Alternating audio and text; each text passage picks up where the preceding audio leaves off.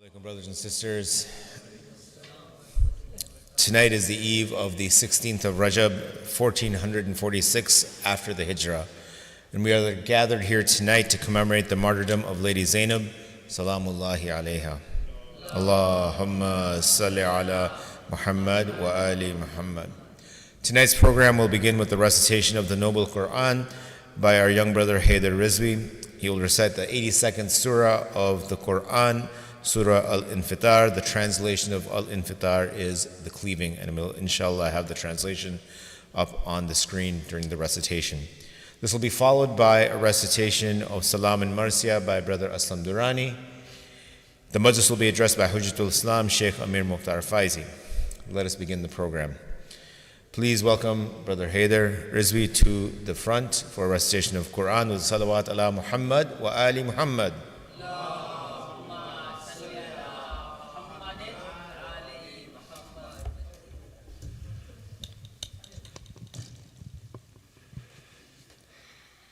أعوذ بالله من الشيطان الرجيم بسم الله الرحمن الرحيم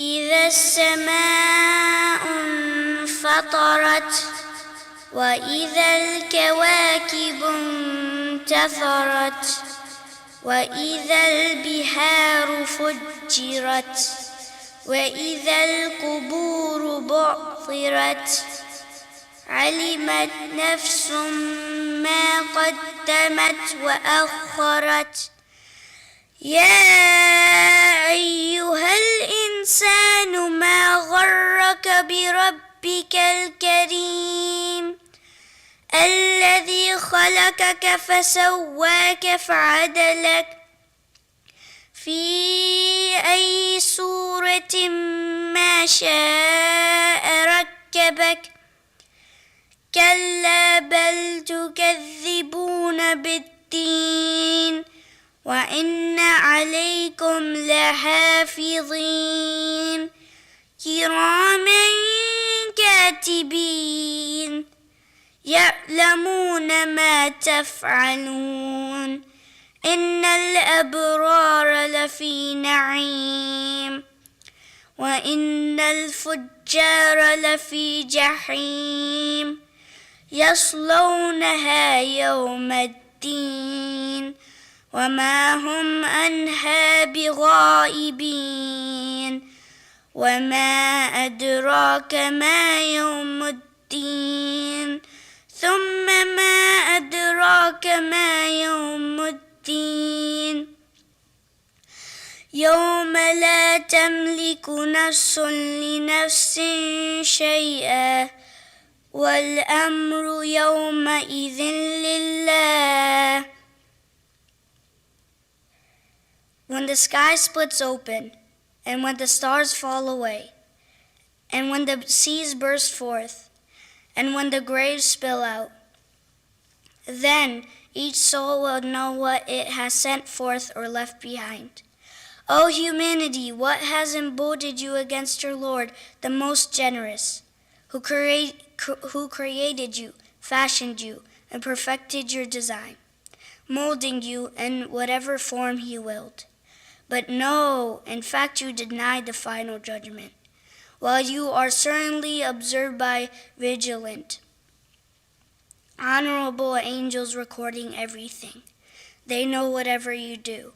Indeed, the virtuous will be in bliss, and the wicked will be in hell, burning in it on Judgment Day, and they will have no escape from it. What will make you realize what Judgment Day is? Again, what will make you realize what Judgment Day is?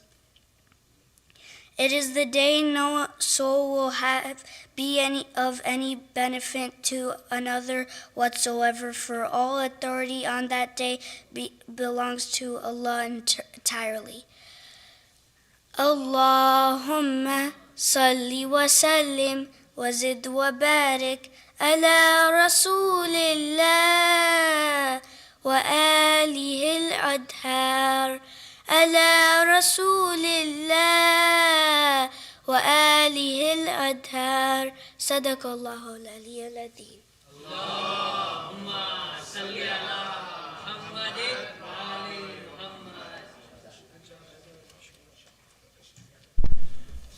MashaAllah, that was a beautiful recitation by our young brother Haider Rizvi. For him, his teachers, his family, for their sehat and salamati, please recite as-salawat ala Muhammad wa ali Muhammad.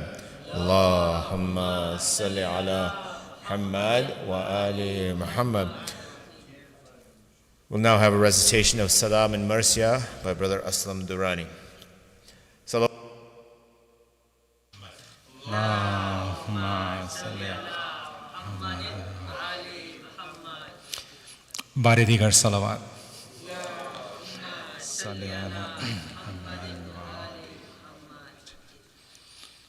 خواہر شاہ کربلا زینب خواہر شاہ کربلا زینب تو نے بات حسین کوفے میں تو نے بات حسین کوفے سر کیا یہ مقابلہ زینب قہر شام بھائی نے کربلا کو فتح کیا بھائی نے کربلا کو فتح کیا تو نے کوفہ الٹ دیا زینب قہر شام تو جو رہتی نہ شے کے دوش بدو تو جو رہتی نہ شے کے دوش بدو فتح ہوتی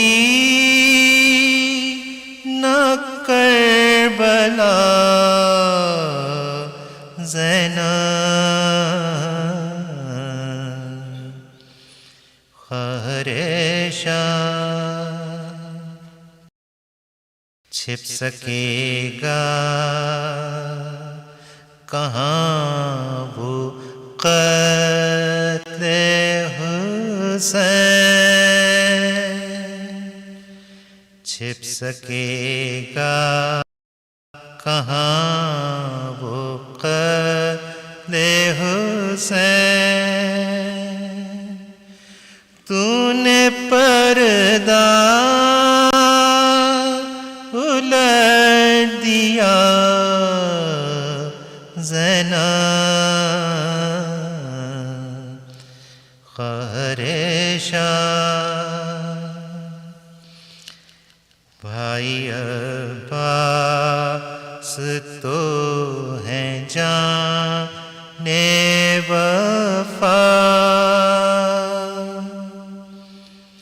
بھائی عباس تو ہیں جان وفا تو وفاؤں کے زینب خواہر شاہ بھائی عباس سا جو بچ جاتا بھائی عباس سا جو بچ جاتا کون چھوتا تیری رضا زینب خواہر شاہ بندھے ہاتھوں سے تو نے لاکھوں میں بندھے ہاتھوں سے تو نے لاکھوں میں قصر شاہی الٹ دیا زینب خواہر شاہ کربلا زینب شین سر دے کر تو نے دے کردہ شین سر دے کر تو نے دے کردہ فتح کی جنگ کربلا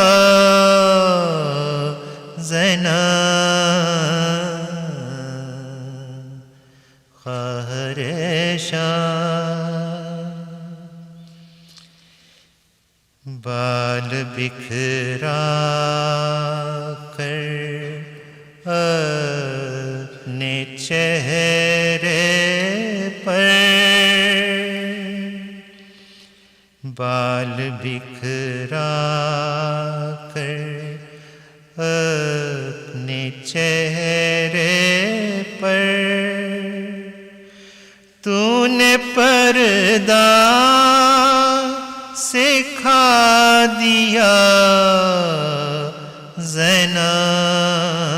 زینب خواہر شاہ مختصر شرح کربلا یوں ہے مختصر شرح کربلا یوں ہے ابتدا بھائی انتہا زینب خواہر شاہ کربلا زینب صلوات اللہم صلی علی محمد فاتحہ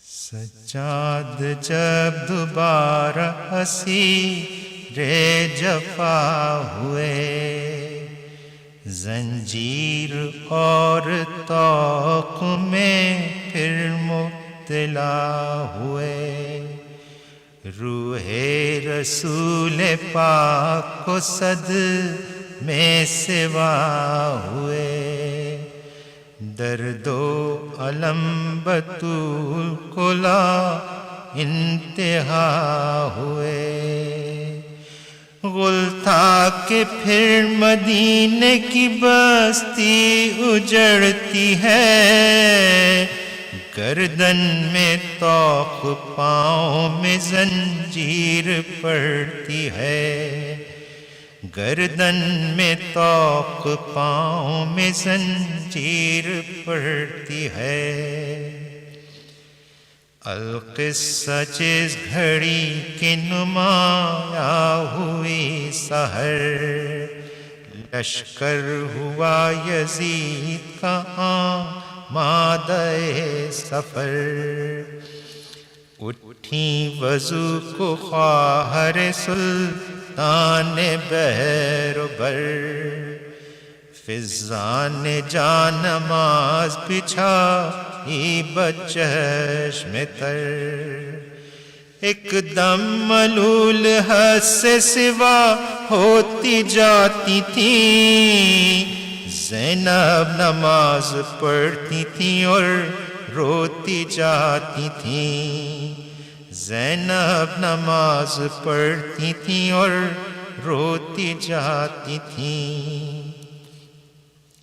فارغ ہوئی دعا سے جو زینب چشم تر، فضا کو تب لا کے یہ بولی وہ نوحگر، یہاں سے بہت قریب ہے سنتی ہوں وہ شجر، خولی نے جس طرف میں باندھا تھا شیخ کا سر، لے چل وہاں پہ فاطمہ زہرا کی جائی کو، روں گی اس درخت کے نیچے میں بھائی کو، روں گی اس درخت کے نیچے میں بھائی کو،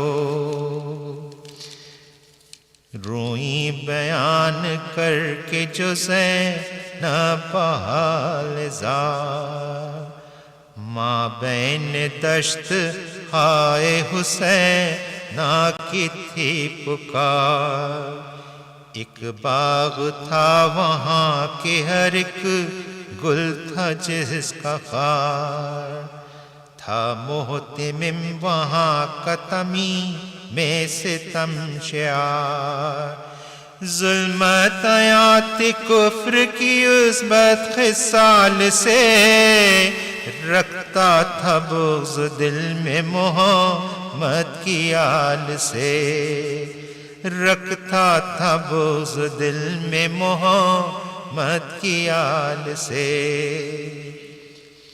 پوچھا یہ حسن آ کے قریب بے سپاہ شر، عورت یہ کون سی ہے جو روتی ہے اس قدر، بولا کوئی شقی کہ تجھے کیا نہیں خبر، زینب یہی ہے عاشق سلطان بحر و بر، مدت سے سوگوار شہ تشنا کام ہے، یہ خواہر حسین علیہ السلام ہے، یہ خواہر حسین علیہ السلام ہے، سننا تھا یہ کہ غیظ میں آیا وہ بزبان،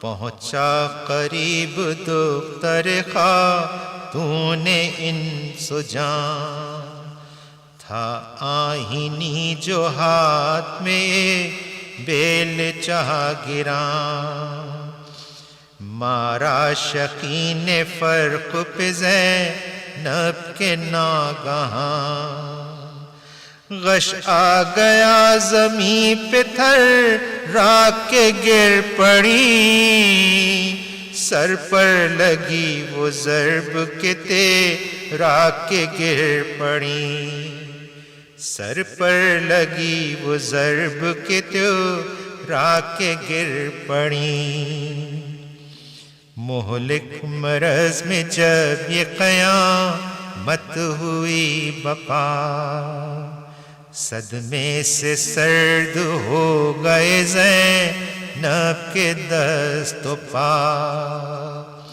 صحرا میں جن و انس کے رونے کی تھی صدا، پہنچی جنا میں خواہر سلطان کربلا، آنے لگی بکا کی صدا آسمان سے،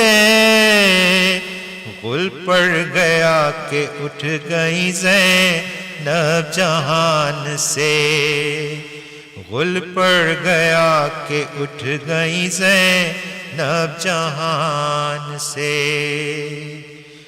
دوڑی یہ حال دیکھ کے فیضا بسدلاں، دیکھا کہ جسم پاک میں باقی نہیں ہے داں، دوڑی وہاں سے پیٹتی سر وہ اسیر غم، عابد کے پاس آ کے پکاری بچشم نم، جنت میں سوگوار شہ بحر و بر گئیں، جلد آئیے کہ زینب دل گیر مر گئیں، جلد آئیے کہ زینب دل گیر مر گئیں،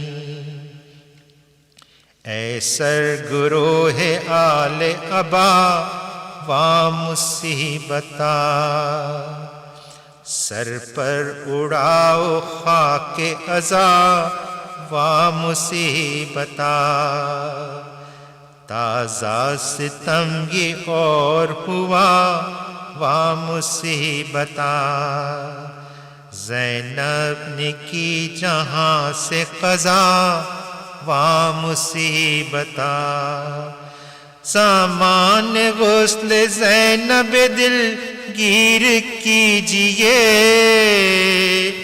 جلدی پھوپھی کے دفن کی تدبیر کیجئے، جلدی پھوپھی کے دفن کی تدبیر کیجئے، سجاد جب دوبارہ اسیر جفا ہوئے، سلام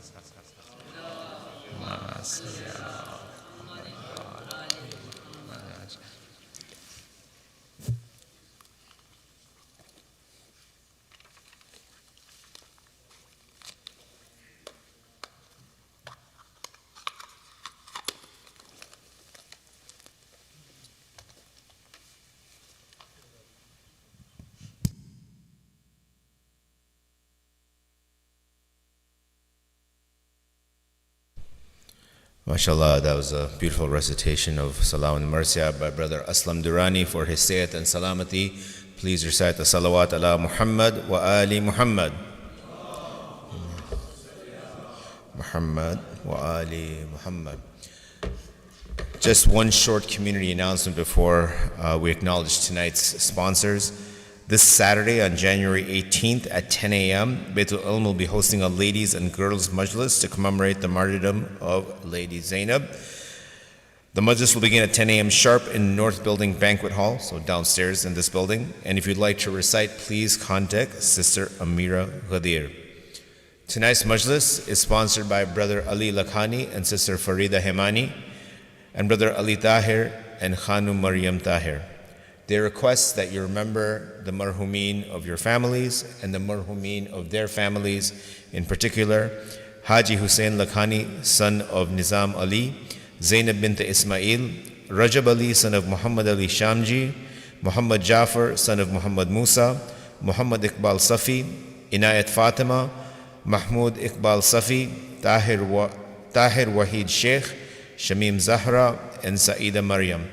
Please remember these marhumeen with a Surah Fatiha preceded by a salawat ala Muhammad wa ali Muhammad. Allahumma salli ala Muhammad wa ali Muhammad. Bismillah.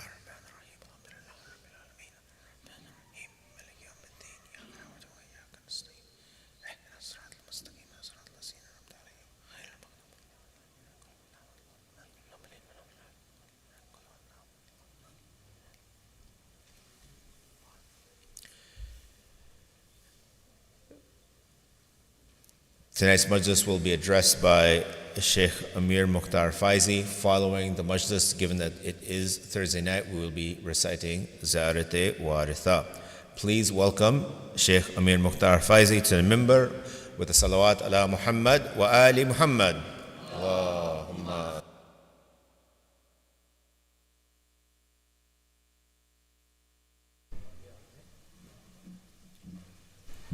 In fact, can have the brothers move to this end of the room. Please move forward. Salawat ala Muhammad wa ali Muhammad. Allahumma salli ala Muhammadin wa ali Muhammad.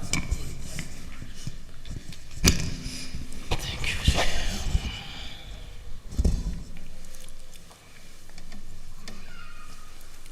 Fatiha.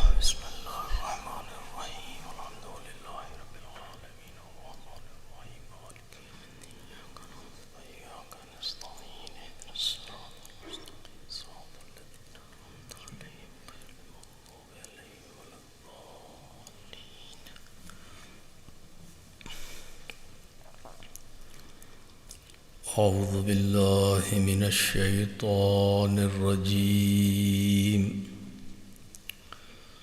بسم الله الرحمن الرحيم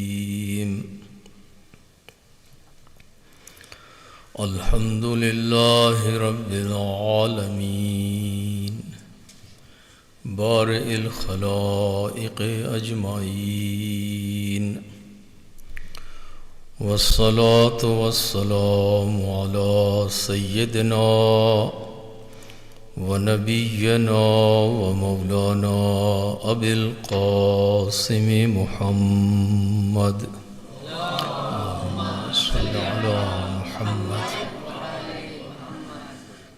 وآله الطيبين الطاهرين الذين أذهب الله عنهم الرجس وطهرهم تطهيرا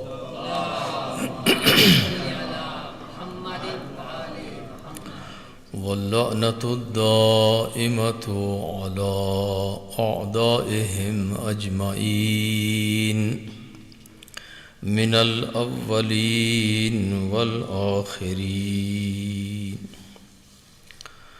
أما بعد فقال رسول الله صلى الله عليه وآله وسلم رب امرأة خير من رجل صلوات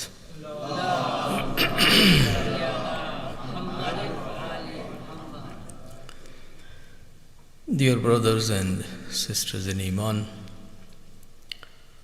tonight we are gathered to commemorate the shahadat of Siddiqa Sughra, Zainab Kubra, Sani Zahra, Janab Zainab Salamullah alayha.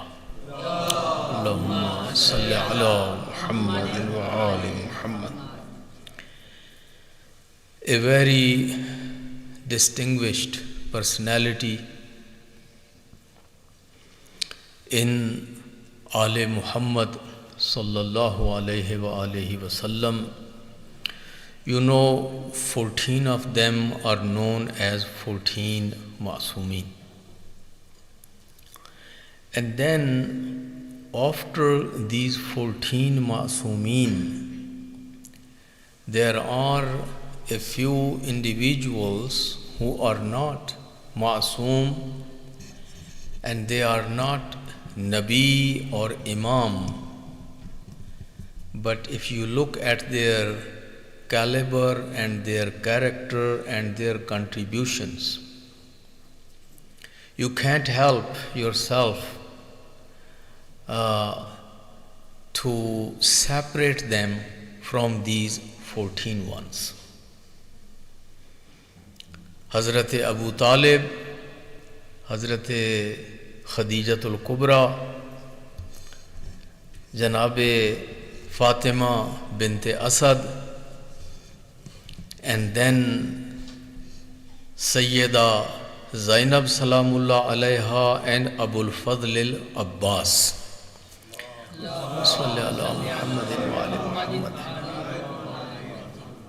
These 5 individuals, as I said, they were not Nabi or Imam, but you cannot really separate them from this group of Ma'asumeen. They will be always mentioned with them. Whenever you will remember the Prophet, whenever you will remember your Imams, whenever you will remember the history of Islam, you will always remember Hazrat Abu Talib and his sacrifices, the sacrifices of his wife, the mother of Amirul Mu'mineen, Fatima bint Asad, the sacrifices and the contributions of Ummul Mu'mineen, Khadijatul Kubra, and then of course the sacrifices and the contributions made by Sayyida Zainab Salamullah Alayha and Abul Fadl al-Abbas. Recite a salawat for all of them.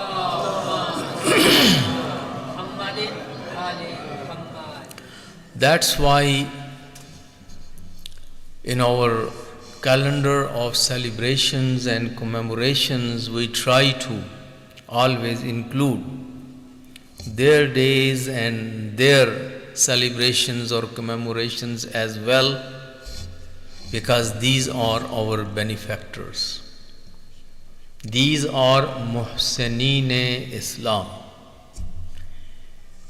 As Janabe Khadijatul Kubra was Muhsina Islam and Hazrat Abu Talib was Muhsin Islam, Hazrat Zainab Salamullah Alayha was also Muhsina Islam. Her life and her legacy and her contributions, when we look at, we realize that if we didn't have Sayyida Zainab in Karbala after the shahadat of our Imam Hussain alayhi salatu wassalam,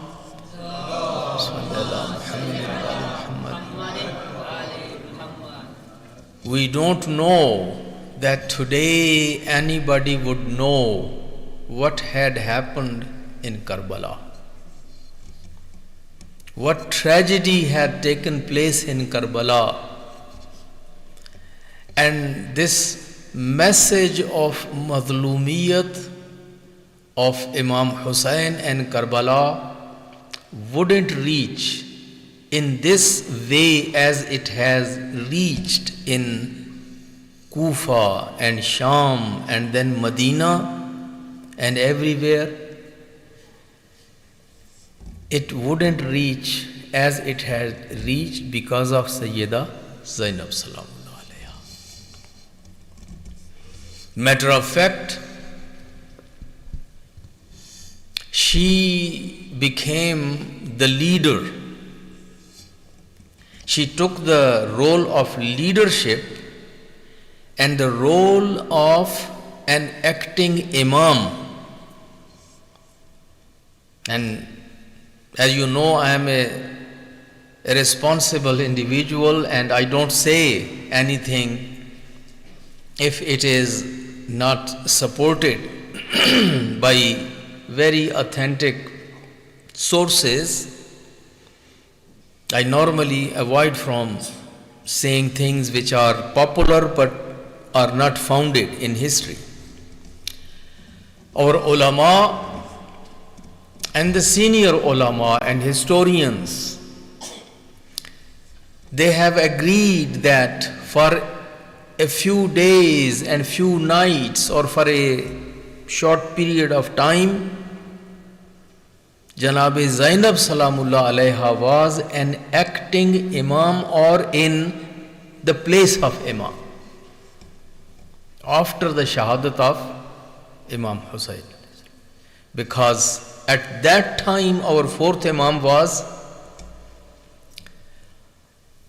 severely sick and he had high fever.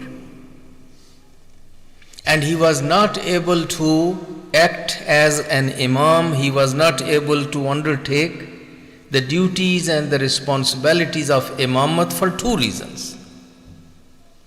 One reason, which was apparently this fever and this sickness, but the other reason was that his life was in danger. His life was in danger. And the only way that he could survive was to remain behind. And on his behalf, his aunt, Janab Zainab Salamullah Alaiha, becomes the leader, upfront leader. So, don't think that she was just like any lady. To replace the Imam of the time is a position that which no other lady so far had been doing. So first time, Janab Sayyida Zainab Salamullah Alaiha. And that is why she was prepared for that job. And her positions, because you know for Imam how much knowledge, how much wisdom, how much character is required. Imam Zainul Abidin, when he reaches in Sham, when he talks to his aunt, he says, Ante alima ghair muallama wa ante fahima ghair mufahama. O my aunt, O my mother, you are an alima ghair muallama. Your knowledge doesn't come from learning. You didn't learn this from any ordinary sources or from any ordinary teachers. As Anbiya, they receive the knowledge directly from Allah subhanahu wa ta'ala. And as A'imma, they receive their knowledge directly from Allah subhanahu wa ta'ala. Sayyida Zainab Salamullah Alaiha is also one of those people that who received their knowledge directly from Allah subhanahu wa ta'ala. And she had this ilm which is called ilm ladunni. Ilm ladunni, ilm which is not learned through ordinary sources, is God given. So, Sayyida Zainab Salamullah Alaiha is not Imam, but she acted for a period of time as an acting Imam. She represented an Imam. She spoke at behalf of Imam. And she was the guardian. And she was the one who was representing this whole maktab, this madhab, this school, this community. And she was the representative of this madhab of Ali Muhammad alayhi salatu wassalam.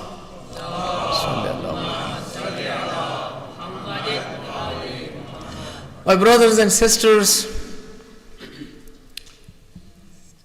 since history is written by men, and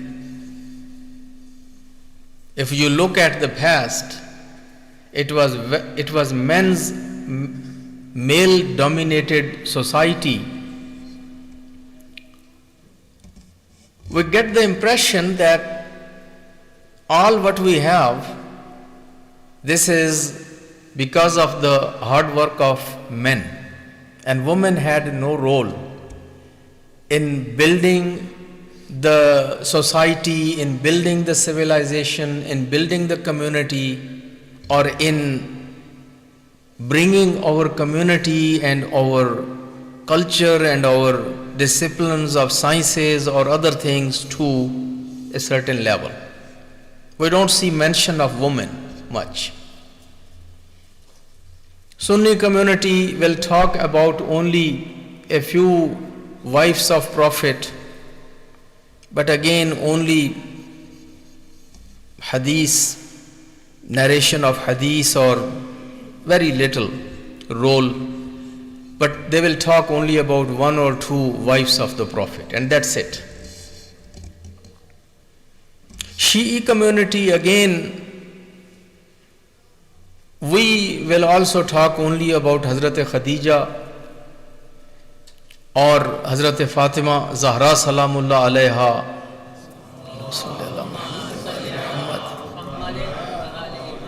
or Janabe Zainab Salamullah Alaiha, and a few ladies here and there. And we don't talk much about the role played by our women. We don't talk much about the contributions made by women. So, when we don't talk about it, when we don't write about it, then what happens? That the impression which comes out from our books and from our narrations is that this is all male-dominated history. These were only men that who did everything, and the women were just silent and maybe they didn't do anything. While reality is not that. My brothers and sisters, from the day first, it was a man and woman, they started this mission hands in hands. Our father and mother, Adam and Hawa. It was not only Adam. थोड़ी सी आवाज गूंज नहीं रही है या मुझे लगती है थोड़ी सी? अगर कोई एवी वाला हमारा आदमी बैठा है यहाँ पे, रिसाइड सलावत। आप जो छुप के बैठे हैं जरा सामने आ जाएं, दोनों लोग पीछे, वहां साथ वाले को भी लेते आए, मुझे नजर तो आए। एक सलावत पढ़े।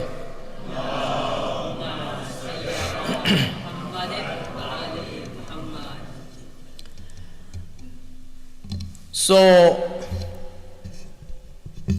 Adam and Hawa, they worked together as a couple, as a pair.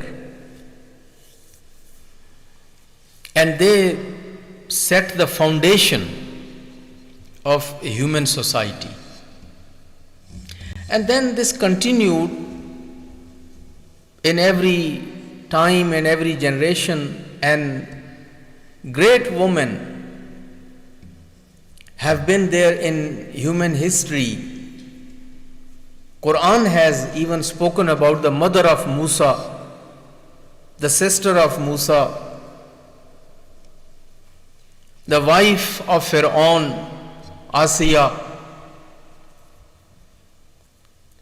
the wives of Hazrat Ibrahim,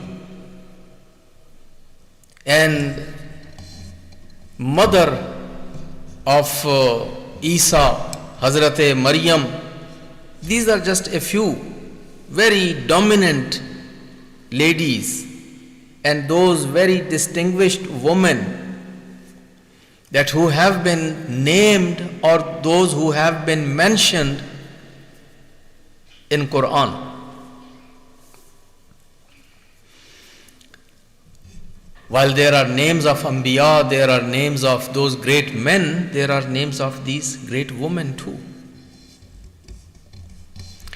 Then when Prophet started preaching Islam, we know that Prophet, when he started, the first one who said Labbaik to the Prophet, and the first one who joined the Prophet, and the first one who converted to Islam, that was a lady, that was a woman. So, in a way, you can say that women took lead on men in entering in Islam. But men are not going to acknowledge it that simply. They will divide it as they did. They say among the men it was Abu Bakr, among women it was Khadijatul Kubra, and among the children that was Ali ibn Abi Talib, and among the slaves that was Zaid bin Harisa. This is just a way to not given the ladies the full credit and to divide it into all these different categories. But if you ask them that from these people, which you are mentioning 4 or 5 people, among them who was the first who converted to Islam? The answer is Janabi Khadija. Imam Ali didn't need to convert. So he is, by our standards, he is out of this group. Imam Ali doesn't have to convert to Islam. But then other than Ali, if you look at these 3-4 people, the first one is Janabi Khadija. So at least you have to acknowledge that when Prophet presented Islam, ladies took lead on men and they appreciated Islam first and they converted to Islam before than men. Even later on, if you look at the list of converts to Islam in the very initial stage, women are almost in majority. The other day here, a couple of pastors came to visit us, and Brother Jawad and myself and few of us, we had a meeting with them. So this pastor who came to visit us, she originally comes from Poland. Then she got married here with a husband from Alabama. So the husband is a pastor but from Alabama, and the wife is pastor from Poland. So while we were talking about different things, she told us that in Poland a lot of conversion is going on and people are converting to Islam. And then she says mainly these are the women who are converting to Islam. There is some conversion among men also, but women are converting to Islam more than men converting to Islam. I told her this is not only in the Poland, it's actually worldwide. Wherever Islam is, if people are converting to Islam, women are more than men. There is something in Islam. So we discuss why women are converting in Islam. It's a Catholic country. And why women are converting to Islam more than men. So we discussed and mentioned a few reasons and put them on table. But basically she said, I feel there is something in Islam which satisfies women, and there is something which is not satisfying them in their previous religions, whether it is Christianity or it is Judaism or it is the other religion. They don't feel their emotions or their desires or their requirements, they don't feel satisfied, but Islam satisfies them. I know there are Jewish ladies. Maryam Jamila was one of those very known ones who had converted in the time of Allama Iqbal. Left Germany, from Germany she migrated to Pakistan. India at that time, it was India, it was not Pakistan. spent some time with Iqbal, then spent rest of her life in Jamaat-e-Islami. She got married with someone in Jamaat-e-Islami, in Islamic party, and she became part of this Maududi Jamaat. She wrote so many books, so many articles. And Mary Shamel from Germany. So many scholars, so many converts, so many women. Even in Medina, New York, where I was used to have a hawza, most of my students were Americans, and among them majority was women, girls and women.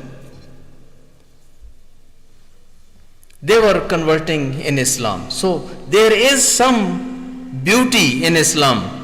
And you see, again, if you look at the Western propaganda, if you look at these books which are being produced in West in English about Islam, there is always a chapter which is women in Islam, and they always write in those books, ये भाई अब इसने जवाब छोड़ दिया, काम छोड़ दिया, हाँ, ये मैंने ये नहीं कहा था, मैंने कुछ और कहा था. Recite salawat.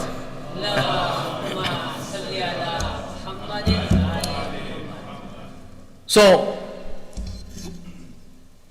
in those books about Islam, there is a chapter, Women in Islam, and if you read carefully, basically they paint a picture that this poor woman is very much oppressed in Islam. She is Muslim, oppressed. Muslims don't treat women fairly, nicely, kindly, gracefully, graciously. And woman is deprived and kept behind, and she is not given this position and she is not given that position. And despite all that propaganda and all those books and writings, if you go out and see, these are the women in West which are leading in conversion to Islam. Women converts are more than men converts. So, this is not only in the time of Hazrat Khadija. I think the followers of Hazrat Khadija are still coming. And the legacy of Hazrat Khadija is being lived. So the point is, our historians, our scholars didn't mention much, they didn't record women's role or women's contributions, and maybe this was not the trend. That's why historians didn't write. I give you the example to explain it. You pick the newspaper and count how many news are in the newspaper, how many stories are covered. Or you watch the TV and at their news bulletin and count how many stories are covered in that news bulletin, how many news. Now, after listening to that news bulletin or to looking at that newspaper, you ask yourself that in this entire world, around the globe, these were the only news, these were the only stories, and there was nothing else. There is nothing else which took place in last 24 hours around the globe or in the world. And you will realize that no, this is just very little. There were so many stories, there were so many news, there were so many things which have happened in last 24 hours.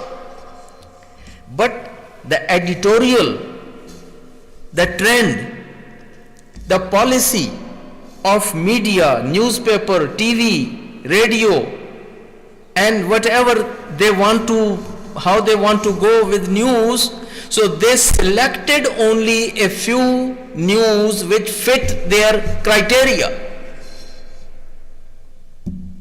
Otherwise, there were so many news and so many stories. So same thing happened with historians.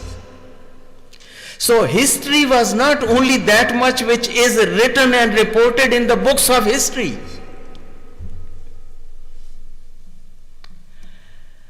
History or historical events were not only those which are in Tabari or Tafsir or is this Ibn Athir or Kamil or Al-Bidaya wa Nihaya and a few books of history, whatever we read in the history. This is not the entire history. The historians, Al-Muwarrikhun, historians,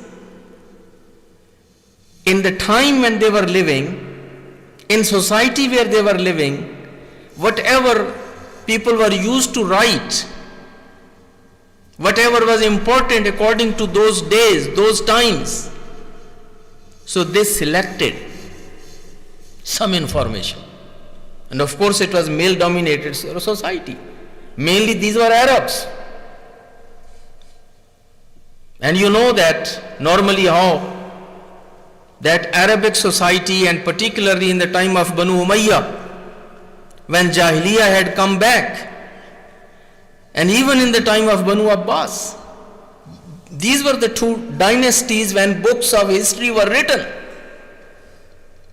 So the focus was on kings, the focus was on those so-called caliphs, kings, wazirs, sultans, and their armies and their futuhat in the what you call conquests.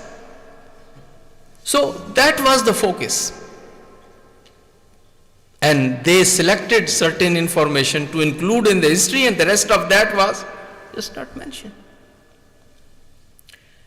Even when you come in my room and when you will see the books, you say, Maulana, oh, mashallah, how many books do you have? You have an ocean of knowledge sitting here in your room. Or when you go and look at library. But believe me, when I start writing an article, when I have to write an article or I have to come up, prepare a speech, and the information which I am looking for, I feel I don't have anything. I don't have anything. Because when you open these thick books and you look at the books, for example, Janab Sayyida Zainab Salamullah Alaiha, I speak every year at least twice about her. And I went to again sit down in library and collect and put all the books on the table. You don't find the material and the information about Sayyida Zainab, even if you put everything together, what you know about her, it doesn't make 10 pages. It's not a material of even 10 pages. You take Tabari, you take Ibn Asir, you take Al-Bidaya wa Nihaya, you bring your own Biharul Anwar, you bring all those thick books like this. But then how much information you have about Sayyida Zainab Salamullah Alaiha? Not even 10 pages. Same as about Hazrat Khadijatul Kubra. A little bit more about Sayyida Fatima Zahra, but again not much. And even if they will talk according to their time, the trends what they had in their times. They will not give you all the information which today in this day and age you as an author or you as a speaker or you as a listener would like to have. They will talk about an incident, mention only the day but not the date. They will give you the date but they will not mention the year. They will mention something but they will not have the follow-up information. Only in a few lines vaguely they will talk about something and move on. Why is that? So it means that Sayyida Zainab Salamullah Alaiha, who lived for 57 years, in this dunya, and a lady like Sayyida Zainab who lived 57 years, a rich life, a full life, a life which was vibrant, a life which was life of involvement and engagement and activism and scholarly. There was not anything to cover, there was not anything to mention. But it's not there. Leave Sayyida Zainab Salamullah Alayha on side because she is a woman. Let take the life of Imam Hussain. Imam Hussain. Go and find me something, really, the information which can make a book on him. I have all those books and biographies sitting in my library. You have only a few mentions and a few brief riwayat about his birth, birthday, birth, naming, aqiqah, the angel coming and telling the Prophet what is going to happen with this newborn baby in Karbala. A few incidents, Imam Hussain coming in the masjid and falling down, and Prophet leaving the khutbah and going and picking him up and bringing and making him sit in his lap on his mimbar. A few stories like that, and then in between, then you have nothing. All of a sudden you come to Karbala. Imam Hussain, grandson of Prophet, son of Ali, a man who was everywhere. When Prophet was alive, he was with his grandfather, every time around the Prophet. Then for 37 years at least he was, or more than that altogether, if you see, with his father, Imam Ali, in Jamal, in Nahrawan, in all those battles, in all those movements, and everywhere, whatever Imam Ali is, Imam Hussain is with him. And then Imam Hussain has his own life. But where is the information? It's censored. It was blackout. The historians who wrote the history in the time of Banu Umayyah and Banu Abbas, they were not allowed to write about Imam Hussain in their book. It was not what you call popular, or क्या कहते हैं उसको, convenient or acceptable. So they have written books, they have so much about kings and wazirs before and after, but when it comes about Imam Hussain, I have almost all the major works written about Imam Hussain in my library, in Arabic, in Farsi, in Urdu. But most of that we are now trying to, like our analysis, our commentaries, but the material which we find in the history about Imam Hussain, either only when he is just in the lap of his mother and grandfather, and then all of a sudden we come to the Karbala. Imam Hassan, since doesn't have Karbala, so we have even less information about Imam Hassan than Imam Hussain. So how can we complain that we don't have much information about Sayyida Zainab Salamullah Alayha when we don't have much information about Imam Hassan and Imam Hussain?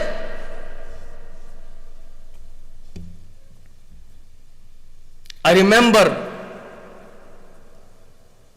Imam Khomeini, in one of his meetings, one of his lectures, he was speaking to scholars of Qom. He emphasized the need of finding all the information which is scattered here and there. There was a scholar by the name of, I believe, Hashim Rasuli Mahallati. He was a good writer and he was producing some historical accounts. So Imam Khomeini looked at him and asked him that people like you should take this challenge, because we don't have all this information at one place. We have to look around everywhere, in every book of tafsir, hadith, akhlaq, history, biography, and wherever we find some piece of information about Ma'sumin, put it all together. So, may Allah bless him, this Rasuli Mahallati started a series of writing books and collected some information, but again he cannot create from himself. He has to again find something and then he can record. So my point was, my brothers and sisters, that when it comes to the history, it is just like your newspaper. It is just like your news bulletin. You watch the news for 10 minutes, 15 minutes, and you know that how many stories are covered and how much news are given. While this is nothing than all what it is happening in the same city or in the same state or in the same country or around the globe. Historians were also human beings, like journalists. They were not free. The freedom was not given to them. Many of them were biased. Many of them were mutaassib. Many of them were enemies of Ali Muhammad. So, what can we expect from them? Of course, they were not going to write anything. Our people were not free.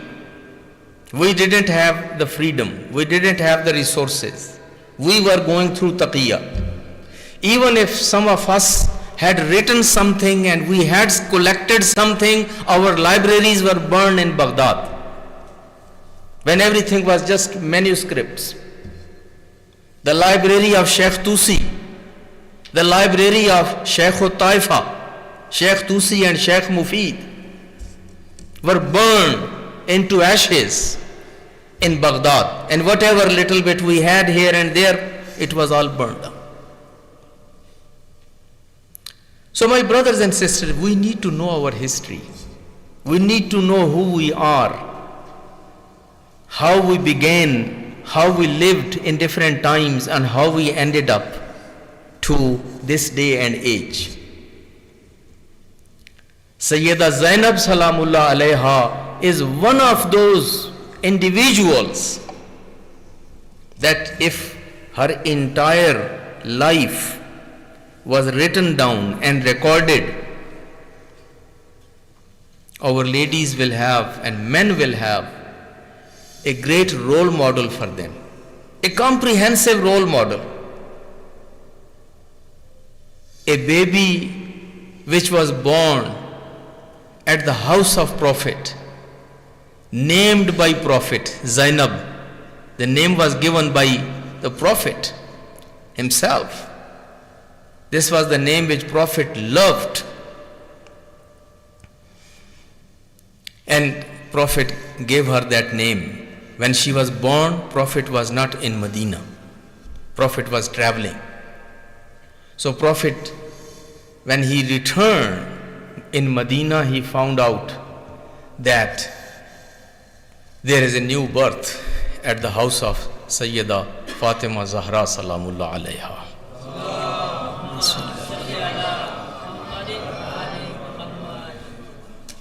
Prophet, as his sunnah, as his habit, as his normal practice, first he was used to come and visit his daughter Fatima before going to his own home.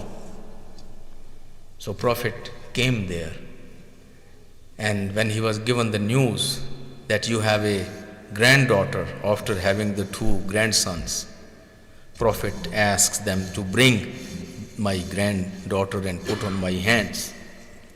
This newborn baby was brought and put on his hands. Prophet looked to parents and asked them, "What did you name her?" And both of them, they looked back to the Prophet and they said, "Ya Rasulallah, we never name our children. We always wait for you. You are the grandfather. You are going to name. And here now we have variety of riwayat, whether he waited for the angel or he was already informed by the angel. Prophet gave the name of Zainab to this newborn baby. This was one of the beautiful names in our tradition. A daughter which is a source of honor and dignity for her father. And Zainab was one of those. Zainab was one of those daughters that which made her father proud of her. She was just like walking, talking image and picture of her father and her grandmother Khadijatul Kubra and her mother.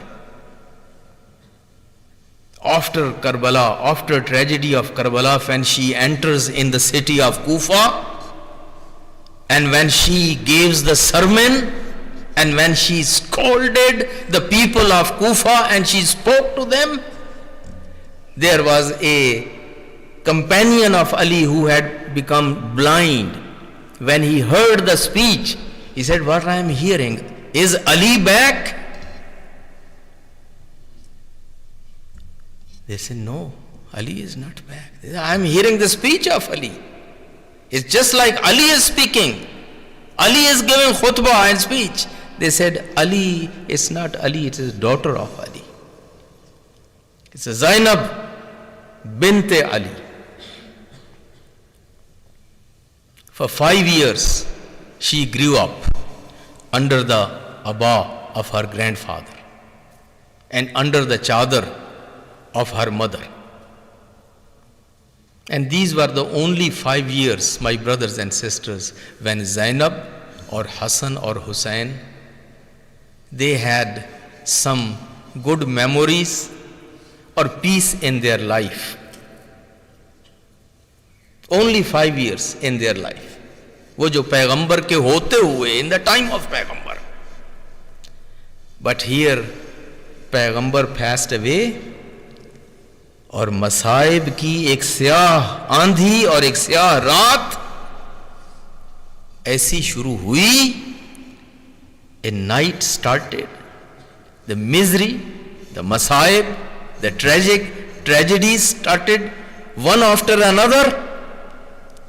The shahadat of mother, later on the mazlumiyat of the father, and then all the miserable experiences of Amirul Mu'mineen before Khilafat and during the Khilafat, and then shahadat. And then seeing the pieces of those livers of brother Hassan al-Mujtaba, and then seeing that white coffin turning to red of Hassan al-Mujtaba, and then coming with Imam Hussain from Medina to Makkah and from Makkah to Karbala, and then you know this tragedy of Karbala. Here Zainab is not just a silent spectator. Every scholar and every historian has written, Zainab is Sharikatul Hussain. Zainab is not a silent spectator or a backbencher, somebody just sitting on distance and watching or only weeping and crying.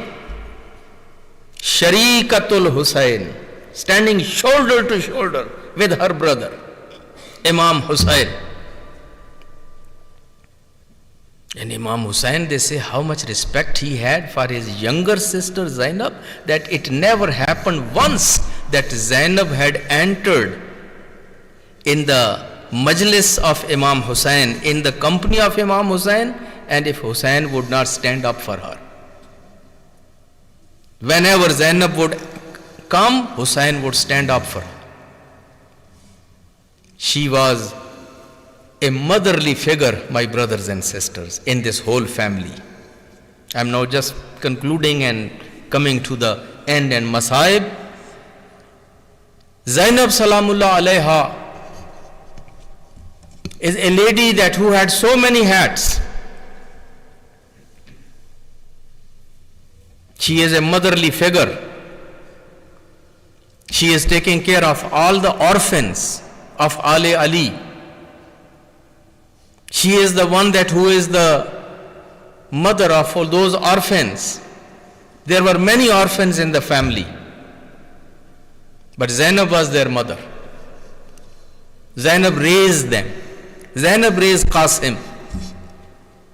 Zainab raised Ali Akbar with Ono Muhammad. Zainab raised many of other these youth in Karbala who were martyred in Karbala. And she was a consultant, she was a mushawir and mushir.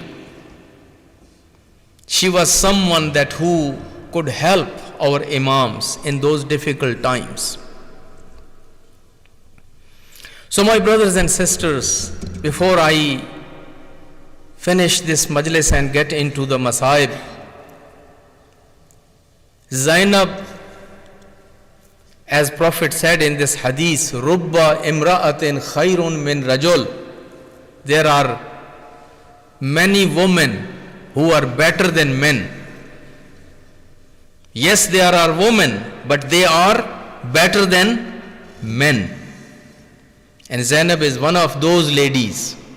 Zainab is one of those women that even being a woman, she is better and superior than many men. So if women have, it means women have capacity. Women are capable of leaving men behind and getting better than men. It's all up to them. If they decide, if they find opportunities, if the families, if the parents give them confidence, if parents give them the room to maneuver, if parents don't discriminate between boys and girls, if parents and community and society allows them to grow freely, by looking at these role models which I have spoken about, they are not inferior, they are not less than boys, they are not less than men, they are not less than anybody.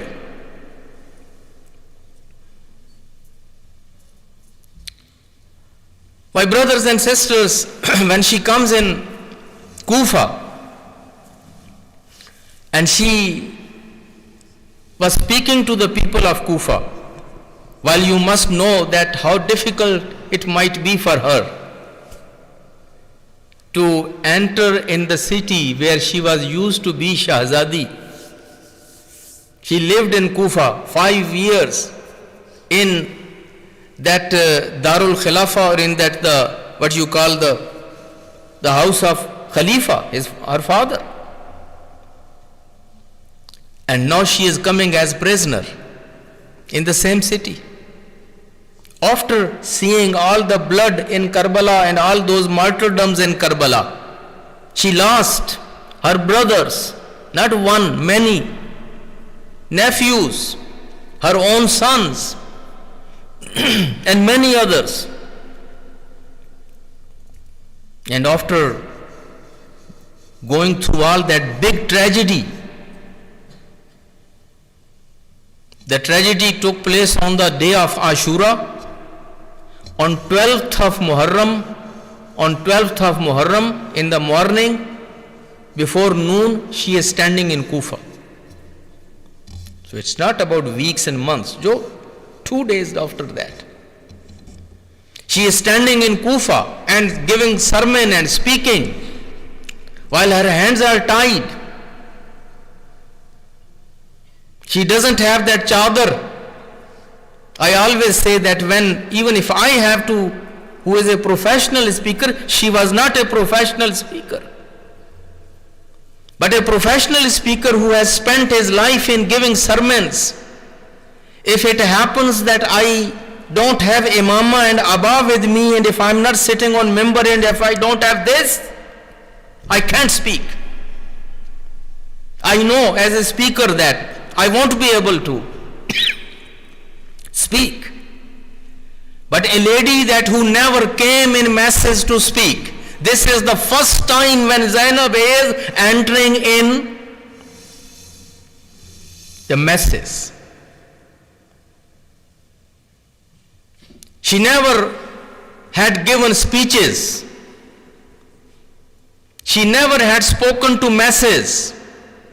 This is the first time when Zainab is coming in the masses and speaking. And when she spoke, somebody who was standing next to her, he says, Lam ara khafiratan qattu antaqa biha.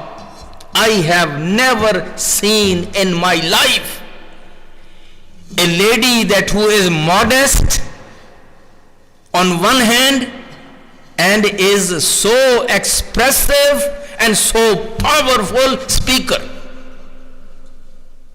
This is her first speech that addresses, my brothers and sisters, one of our concerns.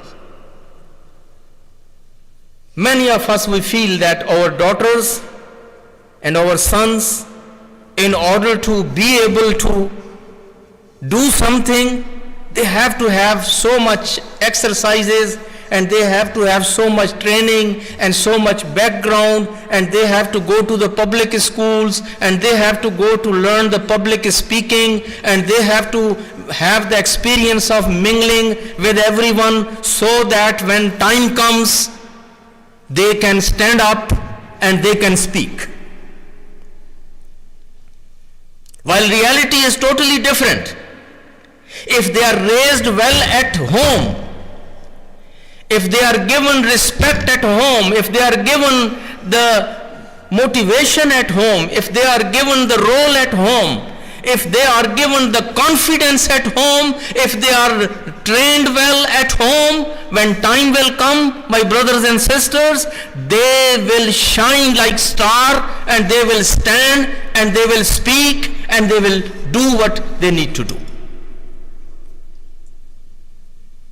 And one of the references, Janab Sayyida, Janab Zainab, Janab Sayyida, her khutbah fadakiya.